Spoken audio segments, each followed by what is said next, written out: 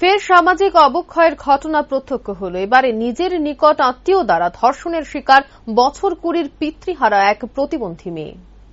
সময়ের সাথে পাল্লা দিয়ে একাংশ মানুষের মধ্যে হারিয়ে যাচ্ছে সামাজিক মূল্যবোধ। ফের সামাজিক অবক্ষয়ের ঘটনা রাজ্যে। এবারে নিজের নিকট আত্মীয় দ্বারা ধর্ষণের শিকার 20 বছরের পিতৃহারা এক প্রতিবন্ধী মেয়ে। অভিযুক্ত ধর্ষকের নাম দীপক দেবনাথ বলে জানা গেছে।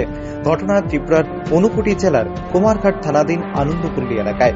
বর্তমানে 3 মাসের অন্তঃসত্ত্বা ওই বিকলাঙ্গ মেয়েটি। ঘটনা জানিয়ে কুমারঘাট থানায় লিখিত অভিযোগ দায়ের করেছেন নির্যাতিতার মা। তবে থানায় অভিযোগ জানানোর 1 মাস অতিক্রান্ত হলেও পুলিশ অভিযুক্তের টিকিরের নাগাল এখনো পায়নি বলে অভিযোগ। নির্যাতিতার মা জানিয়েছেন, ওনার অনুপস্থিতিতে গত মাসে নিজের ঘরে বিকলাঙ্গ মেয়েটির উপর নিজের পাশবিক লালসার চরিতার্থ করে উক্ত অভিযুক্ত। মূলত মেয়ের শারীরিক অবস্থার অবনতি হওয়ায় চিকিৎসকের পরামর্শ মতো মেয়েকে পরীক্ষা করলে ধরা পড়ে মেয়েটি অন্তঃসত্ত্বা। এরপরই বেরিয়ে আসে আসল ঘটনা।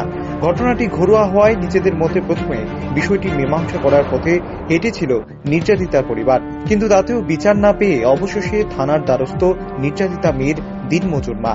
চোখের জল ফেলে মেয়ের উপর ঘটা এই জঘন্য ঘটনার সুষ্ঠু বিচার চাইছেন ধর্ষিতার মা।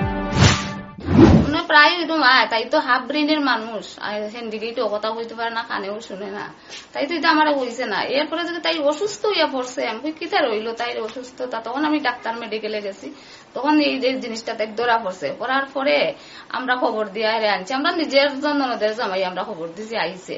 আবার পরে দেখি এ রাস্তা থেকে খাপিয়া খাপিয়া ঢুকে আইয়া বাড়ি, ঘরের মধ্যে ঢুকতে রাজি নাই। হে কিতা করছে, বুড়িয়ে তার বউ লইয়া হে বাগি গেছে। তো তারে আইনা তারে প্রশ্ন হরাইল, হে উত্তর দিল। প্রথম দিছে না, এরা দমক দামকর পরে হে নিজে রাজি হয়েছে, কইছে, সবের সামনেও কইছে।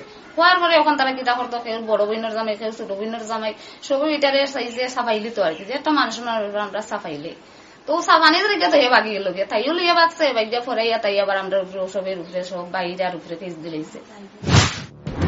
এদিকে কুমারঘাট থানার ওসি শঙ্কর সাহা জানিয়েছেন, এই ঘটনায় সুনির্দিষ্ট ধারায় মামলা হাতে নেওয়া হয়েছে এবং ঘটনার তদন্ত চলছে। কিন্তু ধর্ষণের মতো এমন একটি ঘটনার 1 মাস অতিক্রান্ত হয়ে গেল, কুমারঘাট থানার পুলিশ বাবুরা এখনো অভিযুক্তকে ধরতে পারল না, তাই বোধগম্য হচ্ছে না সকলের। গত 20 তারিখে আমাদের কাছে একটা কমপ্লেন আসে। একজন মহিলা কমপ্লেন করেছেন যে ওনার অবিবাহিত মেয়ে, 20 বছরের মেয়ে, ওনাকে তাদেরই আত্মীয় দীপক দেবনাথ দর্শন করেছে। তো তারা প্রথমে চেষ্টা করেছিল কেস না করার, কিন্তু পরবর্তী সময়ে মেয়েটা প্রেগনেন্ট হয়ে যায়, তখন তারা থানাতে আসে কমপ্লেন করে। দীপক দেবনাথের নামে কমপ্লেন করেছে। আমরা এটা এফআইআর নিয়েছি। কেস নাম্বার হলো আপনার 43/2020।